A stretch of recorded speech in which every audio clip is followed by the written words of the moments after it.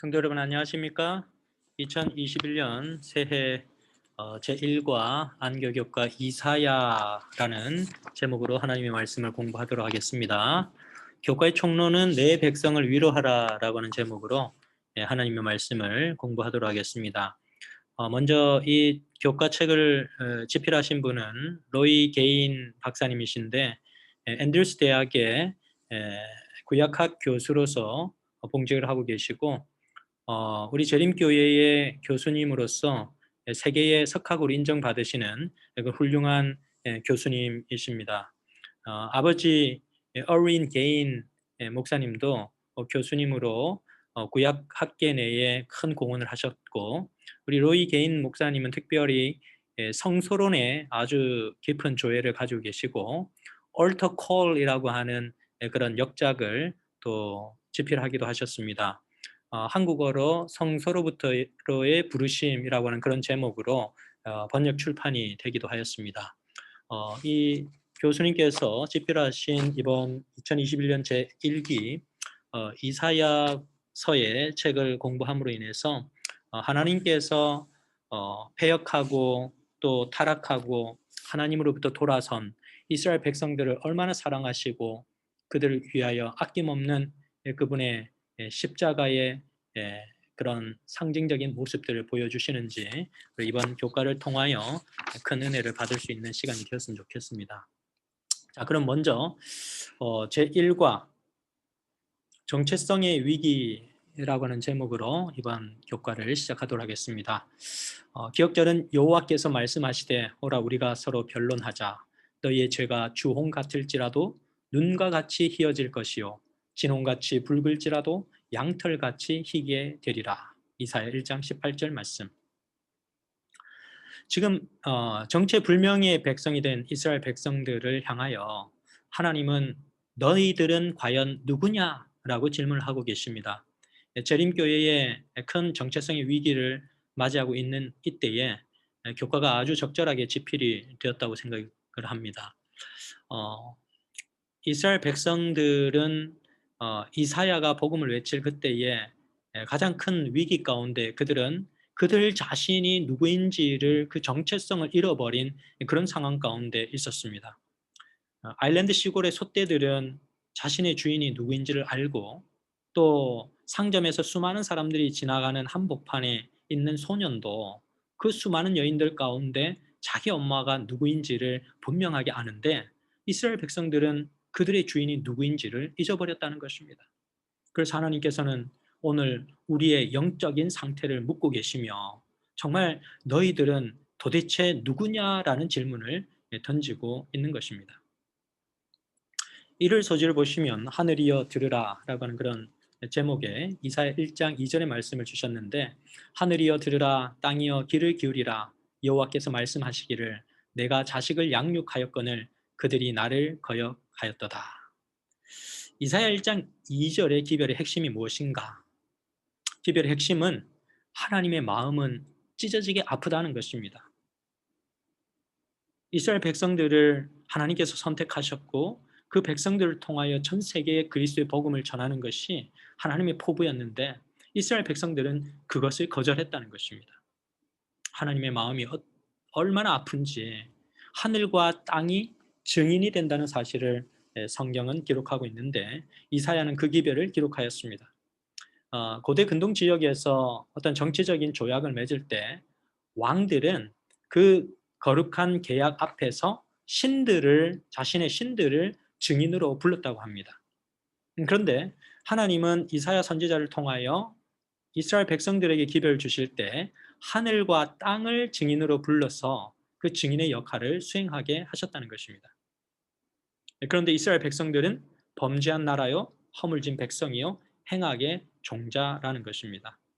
그래서 하나님께서 그런 하늘과 땅을 증인으로 부르실 정도로 이사야를 통해서 주신 그 기별의 진실성은 아주 명백하고 뚜렷하다라는 사실을 이를 소지해서 말씀해 주시고 있습니다. 증언복음 3권 32페이지에는 이렇게 기록을 합니다. 오 우리가 다 하늘이 그 얼마나 땅과 가까운지를 알았으면 땅에서 출생한 자녀들이 그것을 알지 못할 때 빛의 천사들이 그들의 동반자가 된다. 침묵의 증인은 모든 살아있는 영혼을 지키고 그들을 그리스도께로 인도하기 위하여 노력한다. 원리 소지입니다. 부패한 의식주의. 그때 당시 이스라엘 백성들은 하나님으로부터 돌아섰지만 그들은 형식주의적인 신앙을 계속해서 유지하고 있었습니다. 이사야 1장 10절에서 하나님께서는 이렇게 말씀합니다. 그들을 향하여 소돔의 관원들아라고 외치는 것입니다. 너희 소돔의 관원들아, 여호와의 말씀을 들을지어다. 너희 고모라의 백성아, 우리 하나님의 법에 귀를 기울일지어다. 왜 하나님은 유다 백성의 경배를 거절하시는가? 하나님은 부패한 의식주의, 형식주의, 율법주의적인 경배를 받지 않으십니다.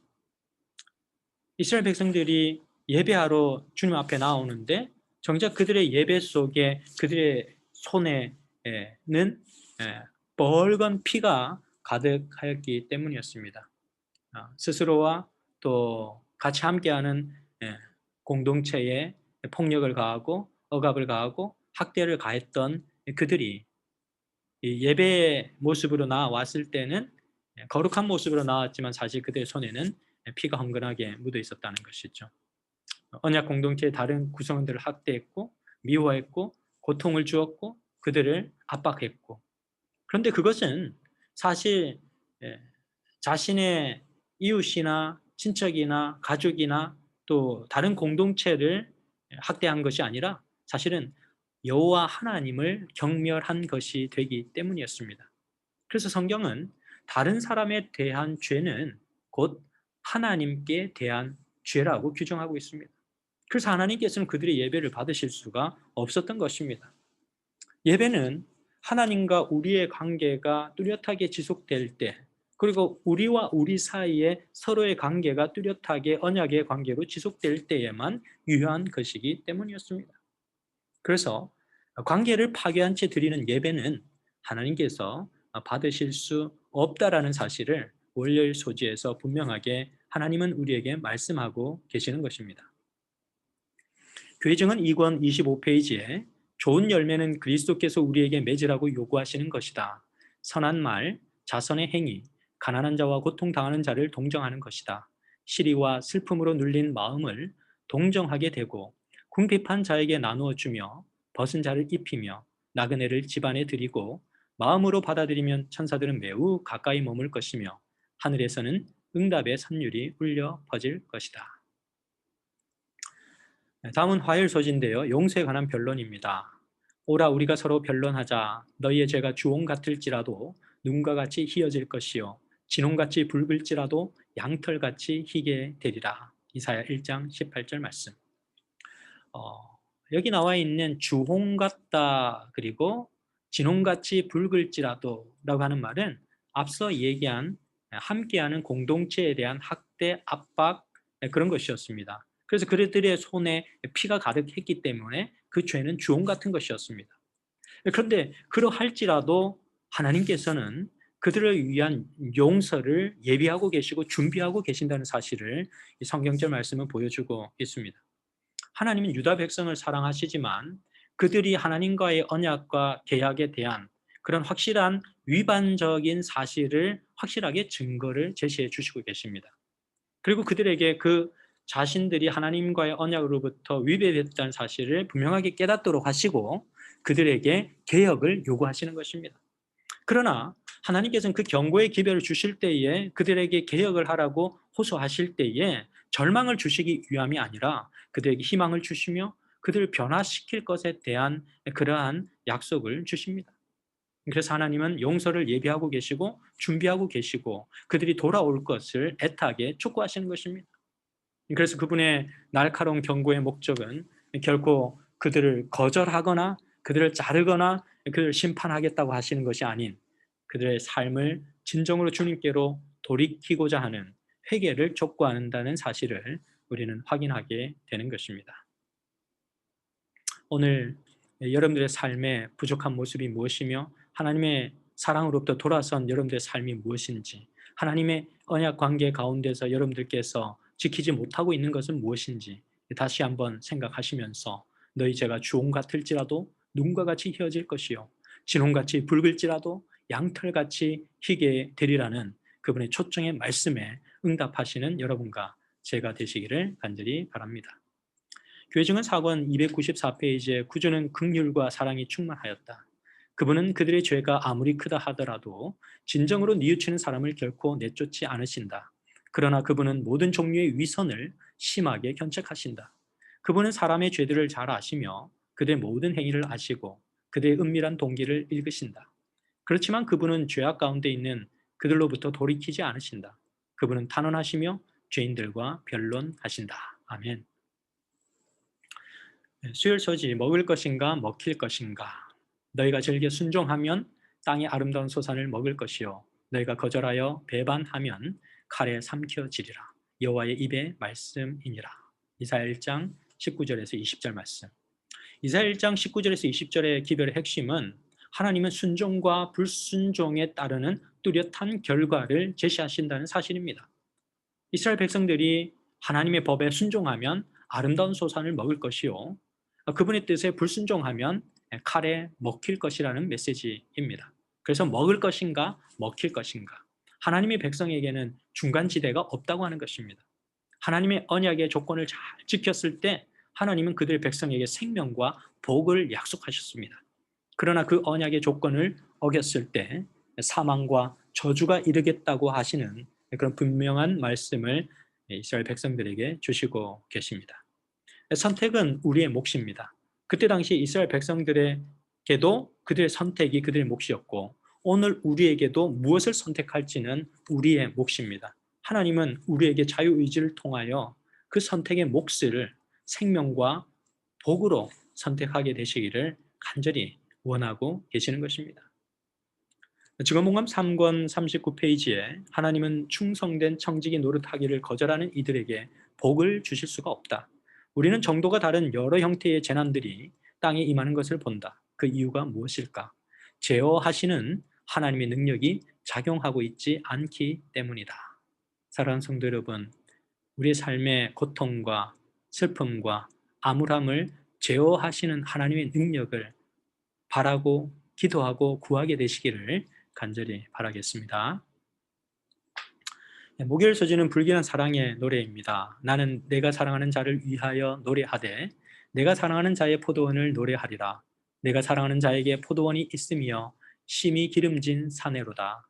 이사야 5장 1절 말씀. 하나님이 이 말씀을 통하여 포기하지 아니하시는 하나님의 사랑을 이스라엘 백성들에게 보여주고 있습니다.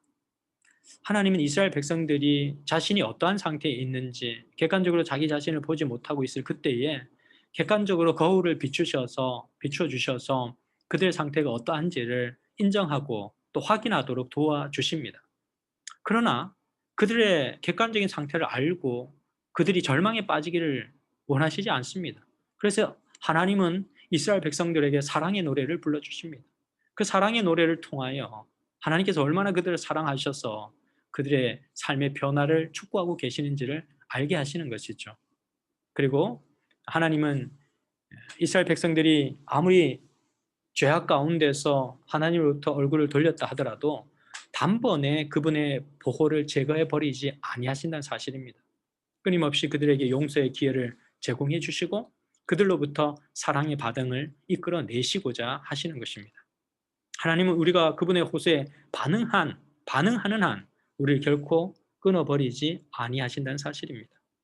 그러나 여기서 우리가 주의해야 할 점은 지속적으로 성령의 음성에 거역한다면 그것은 매우 위험한 상태에 빠져버리게 된다는 사실입니다.